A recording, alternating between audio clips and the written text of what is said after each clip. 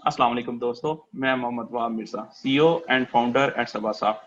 आज जो हमारे साथ दोस्त बैठे हैं, सलमान साहब जो है पाकिस्तान में एचईसन से जो है वो ए लेवल करके गए हैं और उसके बाद करंटली जो है वो माइक्रोसॉफ्ट में जो है as a project director manager हैं। बाकी की कहानी उन्हीं की ज़बानी पूछते हैं। तो सलमान भाई, फर्स्ट ऑफ ऑल बहुत शुक्रिया कि आपने अपना कीमती वक़्त निकाल के जो है लोगों की हेल्प के लिए, पाकिस्तानीज़ की हेल्प के लिए आए हैं। तो थोड़ा-सा अपना बैकग्राउंड बता दें, जितना क मेरी नौ-हो में था मैंने लोगों को बता दिया, बाकी ओवरऑल आप अपनी जर्नी जो है वो बता दें लोगों जी, को। चलें। Thank you Wahab, thank you for having me. मेरा नाम सलमान है। मैं लाहौर में ही पैदा हुआ था और एड्सन कॉलेज में ही मैंने ग्रेड 1 से लेके ए लेवल तक वहीं से पढ़ा था। उसके बाद मैं अपना अंडरग्रेड करने मैगिल यूनिवर्सिटी मॉन्ट्रियल कनाडा चला गया था। वहाँ पे मैंने बैचलर्स इन इंजीनियरिंग किया था, कंप्यूटर इंजीनियरिंग में। और उसके दौरान मैंने एक दो इंटर्नशिप्स की थी डिफरेंट कंपनीज में, और उनमें से एक इंटर्नशिप मैंने माइक्रोसॉफ्ट में की थी। तो उसी इंटर्नशिप की वजह से मुझे फुल टाइम जॉब ऑफर आई थी माइक्रोसॉफ्ट में। तो मैं 2002 में मैंने माइक्रोसॉफ्ट में स्टार्ट किया था। उस टाइम पे एक्सचेंज सर्वर टीम थी और बाद में वही टीम इवॉल्व होके ऑफिस 365 का हिस्सा बन गई थी। ऑफिस 365 जो प्रोडक्ट लाइन है उसका। और उसमें मैंने कोई अबाउट 13-14 ईयर्स मैंने ऑफिस 365 में काम किया था, और पिछले 4-5 साल से मैं एजर के अंदर हूँ।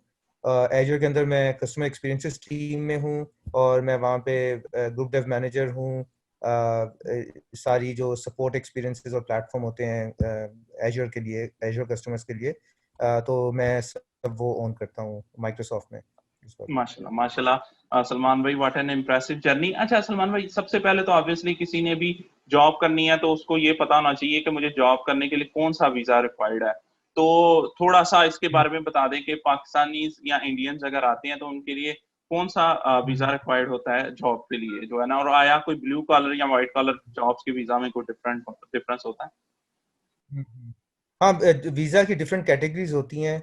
और जनरली जो पाकिस्तान से ऑलमोस्ट आई वुड से हर बंदा जो कंप्यूटर रिलेटेड या टेक्नोलॉजी रिलेटेड फील्ड में आता है, तो वो जो वीज़ा कैटेगरी में आता है उसको कहते हैं ईबी। ईबी वीज़ा कहते हैं उसको, या H one sorry H1 visa कहते हैं। और H1 वीज़ा के अंदर डिफरेंट कैटेगरीज होती हैं, EB1, EB2, EB3।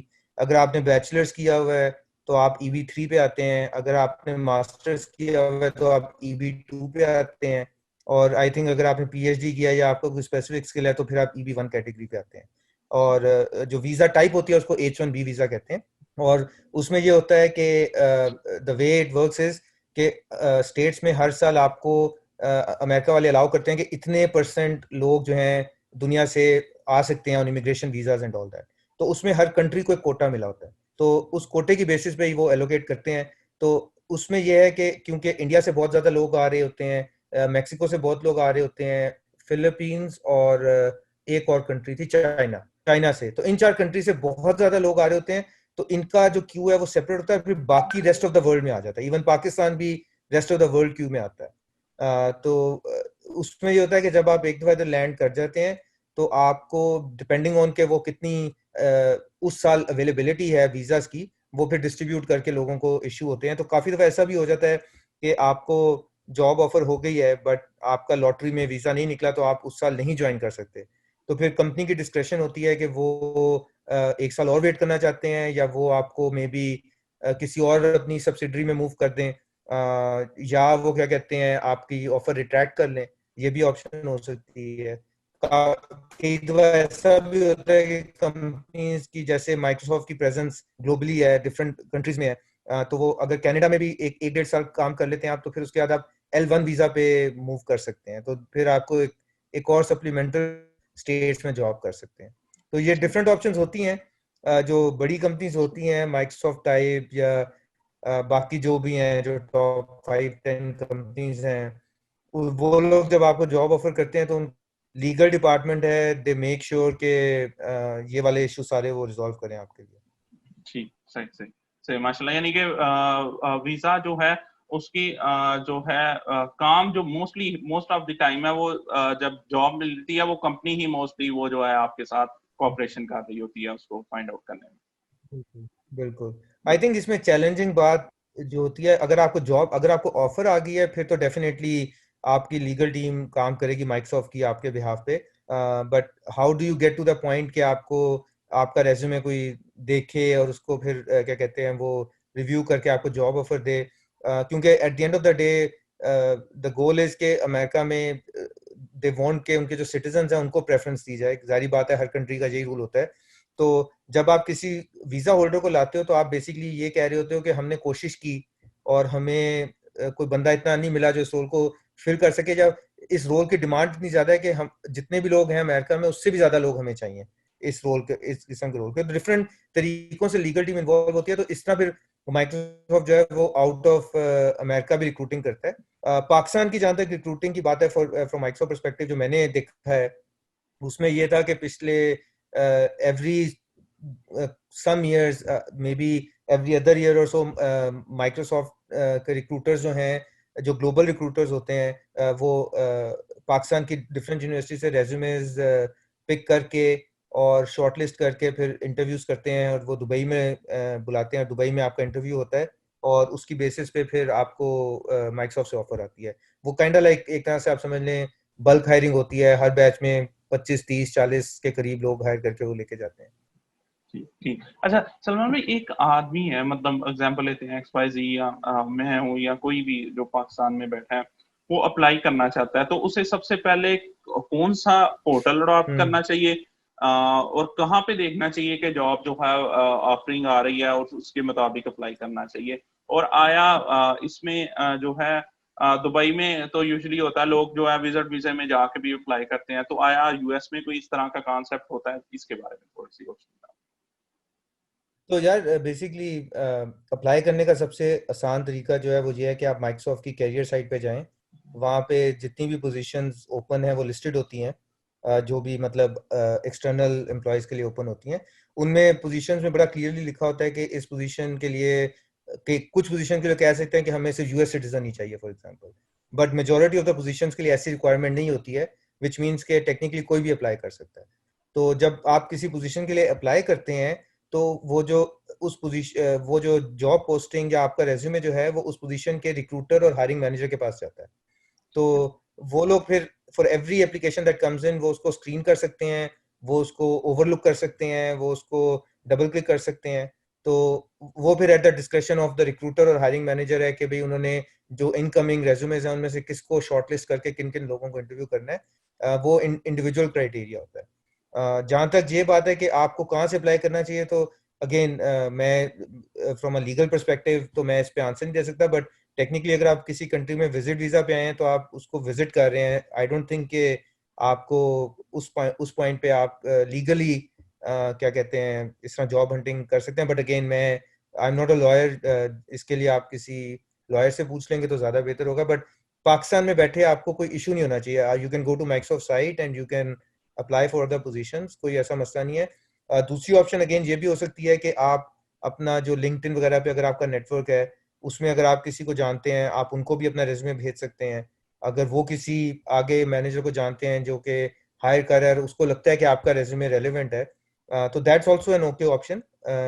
Again as I said कि अगर मैनेजर इंटरेस्टेड होगा to interview you and they interview you and they like you, उस टाइम पे visa is not the criteria जो वो देख रहे होते हैं फॉर मोस्ट पोजीशंस।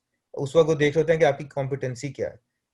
तो again I mean it's easier to hire locally in many ways, क्योंकि आपके पास टैलेंट पूल उधर है, आप हायर कर सकते हो। But that is not always the case. You know we do a lot of international recruiting.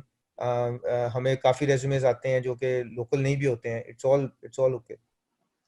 ठीक, सही सही। यानी कि आप पर्सनली सबसे पहला तरीका ये रिकमेंड है कि जहां जिस मुल्क में बैठे हैं उसी से अप्लाई करें, और दूसरा कि रेफरेंस अगर मिल जाए तो दी बेस्ट है। अच्छा, रेफरेंस और विदाउट रेफरल कितना फर्क पड़ता है सलमान भाई के? मतलब एग्जांपल लेते हैं, मैं ओवरऑल जनरली पूछ रहा हूँ इस चीज को, मतलब मैं ये नहीं कह रहा कि वो एक एब्सोल्यूट रूल है, या लेकिन कुछ फर्क पड़ता है कि मतलब आपका रेफरेंस मिल गया, मतलब आपके कोई दोस्त या चाहने वाले वो जो है वो कर रहे हैं जॉब, तो आप जो है उनके थ्रू CV अप्लाई करते हैं और एक खुद से करते हैं, इसमें कितना आपको कोई डिफरेंस होता है इस चीज में? तो इसमें यार इसमें दो चीजें हैं। एक तो है कि आप अपने कैरियर के किस फेज पर हैं। अगर तो आप फ्रेश यूनिवर्सिटी ग्रेजुएट है ना, तो फिर प्रिटी मच आपको माइक्रोसॉफ्ट की यूनिवर्सिटी पाइपलाइन या आपको ये मतलब एंट्री लेवल पाइपलाइन से जाना पड़ेगा, क्योंकि आपका कोई नेटवर्क टेक्निकली बिल्ड तो हुआ नहीं है उस वक्त तक, राइट? आप एक यूनिवर्सिटी से फ्रेश ग्रेजुएट करें तो माइक्रोसॉफ्ट भी ज्यादातर लोग जब अपने ये रिक्रूटिंग इवेंट से हायर करता है तो वो ऐसे ही होते हैं, फ्रेश ग्रेड्स होते हैं या मे बी एक आधे साल का एक्सपीरियंस होता है उनका। तो जब आपका 3 4 5 साल का एक्सपीरियंस बन जाता है तो तब थोड़ी सी एक्सपेक्टेशन होती है कि भाई आपने अपना नेटवर्क बिल्ड किया है, और उस वक्त डेफिनेटली आप अपने नेटवर्क के थ्रू जाते हैं। तो अगर मैं लेट से किसी बंदे को रेफर कर रहा हूँ तो जो अगला हायरिंग मैनेजर है, अगर वो देखेगा कि भी इसको मैंने रेफर किया है और मैं माइक्रोसॉफ्ट में इतने अरसे से हूँ, तो जाहिर बात है ही और she will pay a little bit more attention के out of hundreds of resumes it's yet another positive thing for the person जिसके पास जा रहे हैं। बट जब मैं भी इवन किसी को रेफर कर रहा होता हूँ तो आप भी जब वो फॉर्म फिल कर रहे होंगे तो उसमें क्वेश्चन होता है कि भाई जैसे रेफरल का क्वेश्चन होता है कि how well do you know this person, आपने इसके साथ काम किया है, आप सिर्फ इसको जानते हैं, क्या आपका इसके साथ रिलेशनशिप है। तो उसकी बेसिस पे भी अगेन आप डिटरमिन कर सकते हो कि जैसे मैं किसी का पास थ्रू कर रहा हूँ रेज्यूमे, या मैंने एक्चुअली लेट से मैं आपके साथ वहाँ मैंने लेट से काम किया हो, आपकी कंपनी को मैं जानता हूँ, आपकी गेम्स जो आप बिल्ड करते हो उसके बारे में मुझे पता है, तो आई कैन से कि भाई I work with this person और आई नो कि this person has a certain skill set जो कि रेलेवेंट होगा। तो वो चीजें मैटर करती हैं इसके अंदर। ठीक ठीक। अच्छा अच्छा सलमान भाई, इसी से ना एक क्वेश्चन थोड़ा जो मेरे माइंड में आया, जो आप पूछ रहे हैं बता रहे हैं कि जो है ना, मतलब एक आपका एक्सपीरियंस बन जाता है। तो यूजुअली एग्जांपल लेते हैं कि एक बंदे का मूड है कि मैंने अल्टीमेटली यूएस मूव करना चाहिए, करना है, तो उसको ग्रेजुएशन के फौरन बाद कर लेना चाहिए या थोड़ा एक्सपीरियंस ले लेना चाहिए? क्योंकि ये भी होता है ना कि भाई आपको एक्सपीरियंस हो इधर से तो थोड़ा इजी हो जाता है। तो इस मामले में क्या जो है आपकी राय होगी कि जो है ना, कि मतलब किस तरह बंदे को आया पाकिस्तान में बैठ के पहले 2 3 साल एक्सपीरियंस कर ले, या ये है कि वो सीधा ही अप्लाई करना स्टार्ट कर दे उसके बाद? या ये आई मीन इसमें दोनों चीजें भी वर्कआउट कर सकती हैं, दोनों नहीं भी कर सकती हैं। तो ज्यादातर काफी दफा ऐसा होता है कि अगर आपके पास फाइनेंशियल मींस हैं और आप अमेरिका की या कनाडा की किसी यूनिवर्सिटी में पढ़ सकते हैं और आप उधर आके पढ़ रहे हैं और उसके बाद आप जब वो करते हैं तो आपको 1 या 2 साल का वीजा मिलता है, आई थिंक उसको ओपीटी कहते हैं या F1 कहते हैं, मुझे भूल गया। तो वो आपको एक तरह से सॉर्ट ऑफ एक वैलिड वे होता है for you to gain some experience because you studied in a US university. तो उसमें ये होता है क्योंकि जाहिर बात है एज ए सेट के पाकिस्तान में डेफिनेटली रिक्रूटिंग टीम आती है, रिक्रूट करती है, बट उनका जो स्कोप और रीच होती है कम होती है। स्टेट्स में जब आप होते हो, पढ़ रहे होते हो एज अ स्टूडेंट, तो जाहिर बात है रीच थोड़ी ज्यादा है, आपके उधर करियर सेंटर्स बने होते हैं, आप उधर जाके कर सकते हैं, तो chances become a little bit higher on that side. तो एक तो ये है। अगर दूसरा ये है कि industry experience is definitely helpful, मगर क्या काम कर रहे हैं आप? क्योंकि पाकिस्तान में ऐसा भी काफी दफा होता है, एक्चुअली हर जगह ही ऐसा होता है, नॉट जस्ट पाकिस्तान, क्योंकि अगेन मैं काफी जगहों से रेज्यूमेस देखता हूँ जो कि even with in states out of states लोगों का 10 10 साल का भी एक्सपीरियंस है, बट काम कोई टेंजिबल नहीं होता, राइट? आप मतलब ज्यादा काम जो कर रहे हैं उसमें आपने ना कोई डिस्ट्रीब्यूटेड सिस्टम्स का कुछ आपका एक्सपीरियंस है, ना आपका one of the cloud AWS azure GCP, इनका किसी का भी आपका कोई रेलेवेंट एक्सपीरियंस नहीं है। तो फिर इस तरह की जब चीजें होती हैं और आप बेसिकली क्या कहते हैं अननोन टेक्नोलॉजीज पे काम कर रहे हैं, आपको क्लाउड की कोई अंडरस्टैंडिंग नहीं है, तो फिर वो एक तरह से एक्सपीरियंस काइंड आपके नेगेटिव हो जाता है। क्योंकि अगर आपने 5 7 साल काम किया है और अगर मैंने आपको हायर करना है तो मेरी एक्सपेक्टेशन होगी कि आपको अपना जो उधर अमेरिका में 5 7 साल वाला बंदा उसके आसपास हायर करो, नॉट एज एंट्री लेवल। तो इट ऑल डिपेंड्स ऑन कि आप इवेंचुअली किस किस्म का काम करते हैं। ठीक, माशाल्लाह। आप यानी आपका कहने का मतलब है कि आपको रेलिवेंट एक्सपीरियंस चाहिए अगर एक्सपीरियंस लेना भी है। मतलब ये बिल्कुल नहीं है कि आपको आउटडेटेड किस्म की टेक्नोलॉजीज पे काम कर रहे हैं और आप उसको एज एन एक्सपीरियंस, यानी कि जिस बिल्कुल। जॉब के लिए अप्लाई कर रहे हैं उससे के अकॉर्डिंगली आपको चीजों का पता भी होना चाहिए जो है। हाँ, और अच्छी बात यह है कि टेक फील्ड की जो एक अच्छी बात है कि आपको जो जॉब्स हैं वो डेव की जो जॉब होती है उसमें आपको बेसिकली जो की कॉन्सेप्ट चाहिए, आपको डिस्ट्रीब्यूटेड सिस्टम्स का पता होना चाहिए, आपको क्लाउड कंप्यूटिंग का पता होना चाहिए, आपको आपके एल्गोरिदम्स वगैरह स्ट्रांग होने चाहिए। तो वो हर रोल के लिए अप्लाई करते हैं। उसके बाद of course there are some positions which are very specific. अगर लेट्स से आप वर्चुअल रियलिटी वगैरह में जाना चाहते हैं तो उसके लिए डेफिनेटली फिर आपका मास्टर्स या PhD थीसिस उस पर होना चाहिए। वो पोजीशन भी कम होती हैं, वो थोड़ी कॉन्सेंट्रेटेड होती हैं, बट वाइडर मेजोरिटी जो एक आपका कुकी कटर डेव होता है जिसको हम कहते हैं फुल स्टैक डेवलपर जिसको कहते हैं, अगर उसके पास ये बेसिक एक्सपीरियंस है तो that is a good plus, that is a good thing. ठीक। और सलमान भाई, ओवरऑल जो है मतलब माइक्रोसॉफ्ट या कोई भी कंपनी है उसमें जैसे यूजुअली एक कंपनी का एनवायरनमेंट होता है कि यार हम जिसको मतलब ऊपर मैनेजर लेवल पे लेके आए, ये ऐसा बंदा हो जो हमारे साथ देर तक काम किया हो, ताकि उसको कंपनी का एक कह लें कि मेथोडोलॉजी या एनवायरनमेंट थोड़ी समझ होती है जो है ना। तो आया इस तरह का यूएस में भी कोई सिस्टम होता है कि मतलब जो कोर किस्म की आगे पोजीशंस होती हैं, मैनेजरल पोजीशन होती हैं, वो अल्टीमेटली उन्हीं को मोस्टली मिलती हैं जो कंपनी के साथ ज्यादा देर तक, यानी कि 20-25 साल से काम कर रहे हैं और जो है ना आगे मूव कर रहे हैं, या 15-20 साल से काम कर रहे हैं, या कोई भी मतलब एग्जांपल लेके बाहर से भी जो है वो लगा लेते हैं एज ओन मैनेजर लेवल पे। नहीं, आई आई थिंक ये मिसकंसेप्शन है कि अगर कोई समझता है कि आप कंपनी में हैं तो ही आप उधर ग्रो कर सकते हैं। एक्चुअली ऑन द कॉन्ट्ररी, अब तो बहुत ज़्यादा ये हो रहा है बल्कि कंपनीज में कि the diversity of thought and diversity of opinion is so much important. तो उसमें अगर आप एक ही कंपनी में हैं तो आपका point of view sort of उसी कंपनी के मुताबिक है। तो काफ़ी दफ़ा ऐसा होता है कि आप फिर अपने वो ब्लाइंड स्पॉट्स मिस कर देते हैं। आप अपने कंपटीटर्स को उतनी अच्छी तरह नहीं पहचान सकते हैं एज अपोज टू समवन जिसने 4-5 कंपनीज में काम किया, तो उसका पर्सपेक्टिव भी डिफरेंट होगा। ठीक है ना? तो दोनों, आई थिंक दोनों तरह के लोग सक्सेसफुल हो सकते हैं। एक चीज ऑफ कोर्स ये होता है कि आप जितना टाइम एक कंपनी में गुजारते हो, आपको उस कंपनी के डायनामिक्स का थोड़ा ज्यादा पता लगना शुरू हो जाता है। जब एक बंदा बाहर से आता है तो it's an adjustment period for that person. But अगर आप सेवी हैं, अगर आप स्मार्ट हैं, अगर आप अपने वही फंडामेंटल्स किसी भी जॉब पे अप्लाई करेंगे, तो आप सक्सेसफुल रहेंगे, उसमें कोई इशू नहीं होना चाहिए। तो ऐसा ऐसा कोई क्राइटेरिया नहीं है कि आप उसी कंपनी में होंगे तो आपको ग्रोथ मिलेगी। ठीक। अच्छा सलमान भाई, किसी भी जॉब में अप्लाई करना है, एग्जांपल लेते हैं, आपने माइक्रोसॉफ्ट का ओवरऑल बता दिया, यूएस में किसी में भी करना है, तो मतलब कोई इस तरह जैसे इधर रोजी डॉट पीके है Pakistan, just to elaborate the example, या पोर्टल है इस तरह जॉबी डॉट पीके, तो इस तरह का कोई ऐसा कोई पोर्टल भी है कि मतलब जहाँ पे मतलब ओवरऑल जॉब पोस्ट होती हैं और आप जाके जो है वो उसमें से देख सकते हैं कि कौन कौन सी जॉब्स ओवरऑल हर कंपनी, और कौन सा मशहूर पोर्टल्स हैं जिन पे जो है वो जाके एक आम पाकिस्तानी स्टूडेंट है वो जाके सर्च हम्म। आउट कर सके जो है जॉब्स वगैरह। मतलब एक तो सबसे जो इजी तरीका वो ये है कि आप हर कंपनी की जो मेन कंपनीज हैं 4-5, जैसे माइक्रोसॉफ्ट का अपना करियर पेज है, अमेजोन का अपना है, गूगल, फेसबुक, सबका अपना मतलब इंडिविजुअल पेज भी है। LinkedIn is the other option. LinkedIn पे भी सारी जॉब्स पोस्ट होती हैं। अब तो ज्यादातर कंपनीज जितनी भी हैं वो हर बड़े प्लेटफॉर्म पे अपनी जॉब्स पोस्ट करती हैं। फिर आपका जो है इंडीड है, इंडीड एक प्लेटफॉर्म है, उस पर भी होती हैं जॉब पोस्ट। और कैरियर बिल्डर है। आई थिंक ये 4-5 हैं, बट आई विल से कि I would stick to LinkedIn, या जो एक्चुअल कंपनी आप उसकी भी साइट पे जाएं। सबसे अच्छी इन्फॉर्मेशन, सबसे अप टू डेट इन्फॉर्मेशन आपको यहीं पे मिलेगी।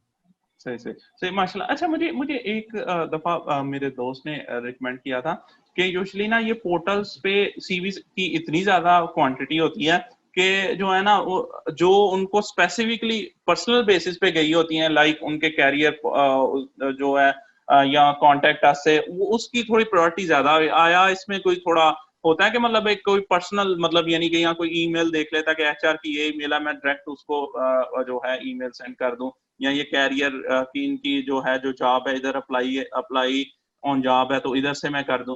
तो एज कम्पेयर टू के आप जो है वो एक इंडीड या इस तरह का कोई पोर्टल था तो उससे किया, उसकी निस्बत इसकी थोड़ी प्रायोरिटी ज्यादा होती है। मतलब प्रायोरिटी ऐसे सेट कि आप जब भी किसी पोर्टल पे अप्लाई करते हो तो I think you are right के many many people are applying. तो डेफिनेटली एक हायरिंग मैनेजर है, अगर उसको हायर करना है, उसके सामने दिन के 20 रेज्यूमेस आ रहे हैं, तो something in your resume has to stand out for the hiring manager to pay attention. Right? तो उसमें काफी दफा लोग ये भी गलती करते हैं कि वो हर पोजीशन के लिए अप्लाई कर देते हैं जो खुली होती है, इन होप्स के कोई एक आधा लग जाएगा।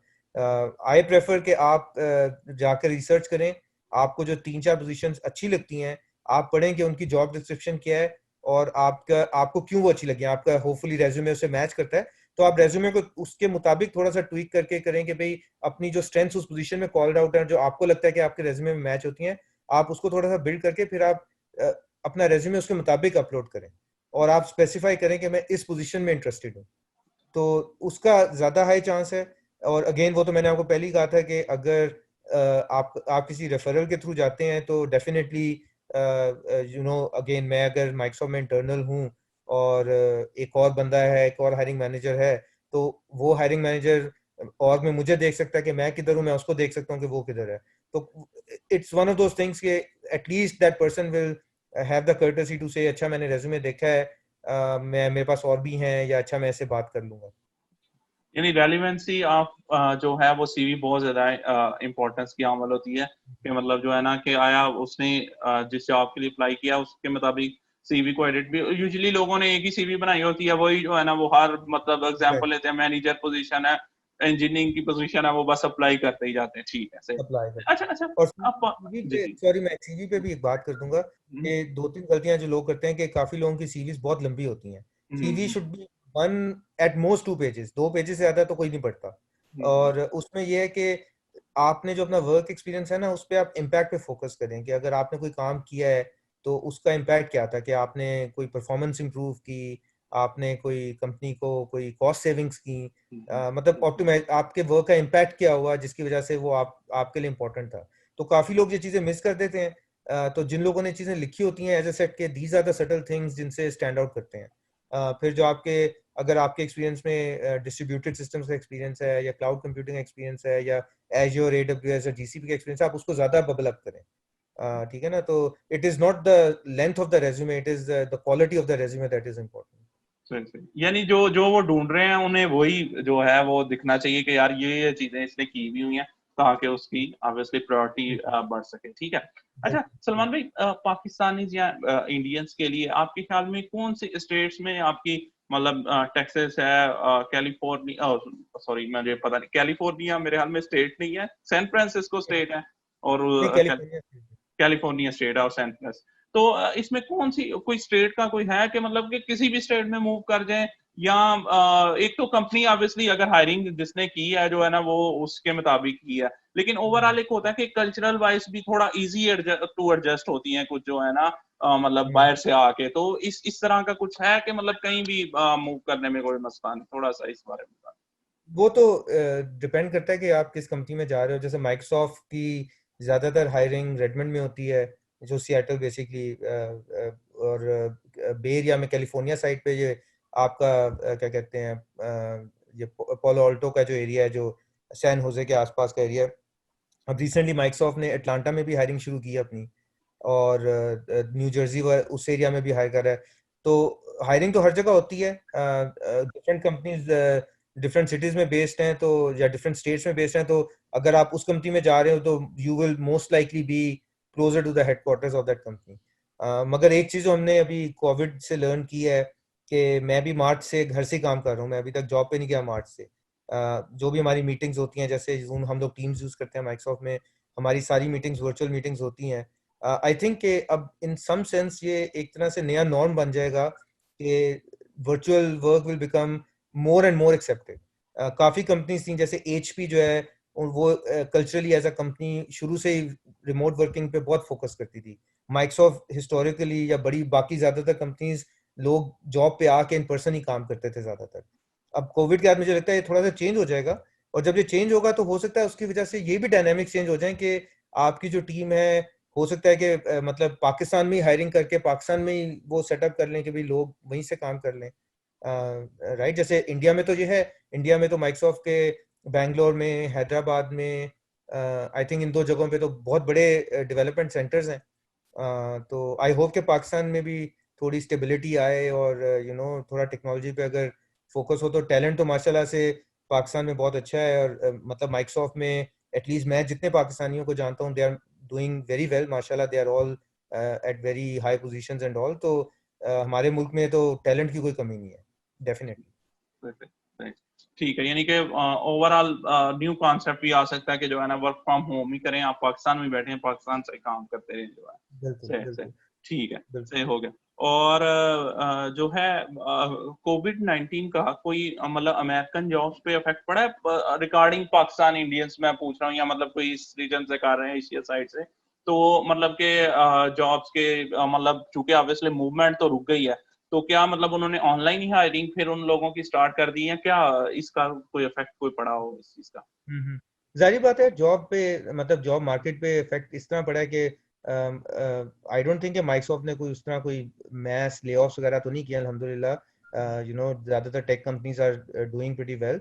बट जाहिर बात है कि उतनी ज़्यादा मैसिव हायरिंग नहीं हो रही जो पहले होती थी। और अब जितने भी इंटरव्यूज होते हैं वो वर्चुअल होते हैं। मतलब मैंने मार्च से जितने भी लोगों को हायर किया है, मैं अभी तक उनसे मिला नहीं हूँ, वो स्टार्ट कर दिया उन्होंने मेरी टीम में और वो जॉब कर रहे हैं, बट मैं उनमें उनमें से किसी से नहीं मिल सका अभी तक। तो मैं उनसे इसी तरह वीडियो पे मैं देख लेता हूँ, उनसे बात हो जाती है। और मतलब I am not the only one, सारे ऐसे इसी सिचुएशन में। ठीक, तो सलमान भाई ओवरऑल कोई लास्ट एडवाइस करना चाहे जाने से पहले कि मतलब कोई अप्लाई करना चाहता है बाहर, मतलब यूएस की साइड पे, तो उसके लिए कोई एडवाइस हो आपके जहन में कि जो है ना ये करना चाहिए या ये नहीं करना चाहिए, दोनों ही चीजें। बिल्कुल बिल्कुल। तो इसमें 3-4 डिफरेंट वेरिएशंस हैं। लेट्स से कि एज ए सेट कि अगर तो आपके पास फाइनेंशियल मींस हैं, तो आपने इवन बैचलर्स भी कर लिया है पाकिस्तान से, तो एंड आई विल प्रेफर कि अगेन अगर पॉसिबल है तो फास्ट या लम्स कोई इस किस्म के स्कूल से करें which are a little bit more recognized. और मुझे पता है कि स्कूल्स और भी पाकिस्तान में बहुत सारे अच्छे हैं, बट अभी उनका आगे इतनी विजिबिलिटी नहीं हुई है। तो वो आप बैचलर्स उधर कर लें, मे बी फिर मास्टर्स करने के लिए आप स्टेट्स आ जाए। मास्टर्स का प्रोग्राम छोटा भी होता है, स्कॉलरशिप्स का भी ज़्यादा चांस मिलता है, एंड एज ए सेट कि आप मास्टर्स के दौरान आपको वो फिर ओपीटी ऑप्शन मिलती है कि आप 1-2 साल काम कर सकते हैं। उसी टाइम फ्रेम में मोस्ट लाइकली आपका वीज़ा वगैरह भी वो माइक्रोसॉफ्ट जो है वो या जो भी कंपनी हायर करेगी, they can figure out the process forward for the long term. एक तो ये ऑप्शन है। दूसरी ऑप्शन ये है कि लेट से आपके पास फाइनेंशियल मींस नहीं है कि आप मतलब बाहर स्टेट्स में पढ़ सकते हैं। आइडियली अगेन उसमें भी अगर आप लम्स या फास्ट वगैरह से कर लें तो there is a very strong chance if you are a good candidate. Microsoft का जो एलुमनाई नेटवर्क है लम्स और फास्ट का, वो भी बहुत स्ट्रॉन्ग है। They are always talking to graduate from the schools and working with recruiting team के यार इधर से हायर करो। एंड एज ए सेड कि हिस्टोरिकली जो उधर से हायर हुए हैं वो सारे के सारे लोग काफ़ी अच्छा कर रहे हैं। तो वो पॉजिटिव इंप्रेशन उनका काफ़ी अच्छा है। इसमें यह है कि आपने जो 2-3 चीज़ों पे फोकस करना है। आपने एक तो इवन ड्यूरिंग योर स्टडीज आप फास्ट अलम्स कहीं से भी कर रहे हैं, थोड़ी सी इंटर्नशिप से फोकस करें। आप इंटर्नशिप्स करें, एज अ स्टूडेंट अपना एक्सपीरियंस बिल्ड करें, अपना रेज्यूमे बिल्ड करना शुरू करें। Don't wait till you have graduated to build the experience. Resume as a set के रेज्यूमे पे क्या कहते हैं, क्वालिटी इज मोर इम्पोर्टेंट। तो वो आप जब उधर से वर्क एक्सपीरियंस लेंगे, इम्पैक्ट बेस्ड रेज्यूमे अपना बनाएं। और तीसरा यह है कि इंटरव्यू के लिए आपको बहुत तैयारी करनी पड़ेगी। इंटरव्यूज मैनी पीपल का वो कहते हैं यार मैंने ये कोर्स लिया है, इंटरव्यू दे दूंगा, they are very casual about it. आप लिटरली वाइट बोर्ड पकड़ें, वाइट बोर्ड पे आंसर सॉल्व करें। पढ़ना और वाइट बोर्ड पे मार्कर से आंसर सॉल्व करना जो है ना, वो 2 डिफरेंट चीजें होती हैं। तो आई हाईली रिकमेंड कि आप प्रैक्टिस करें लोगों के साथ। जैसे आप मेरे से बात कर रहे हैं ना, इसी तरह लोगों को चाहिए कि एक दूसरे के साथ मिलकर वर्चुअल इंटरव्यूज करें एक दूसरे के, ताकि वो सुन सकें कि अगला बंदा क्या कह रहा है, वो कैसे प्रिपेयर्ड है, उसको क्रिटिकल फीडबैक दे सकें ताकि वो उसको इम्प्रूव, अपने आप को इम्प्रूव कर सके। तो इस तरह के अगर काम करते रहेंगे तो आई थिंक इंशाल्लाह there is a higher chance कि आपका कुछ ना कुछ उधर बन जाए।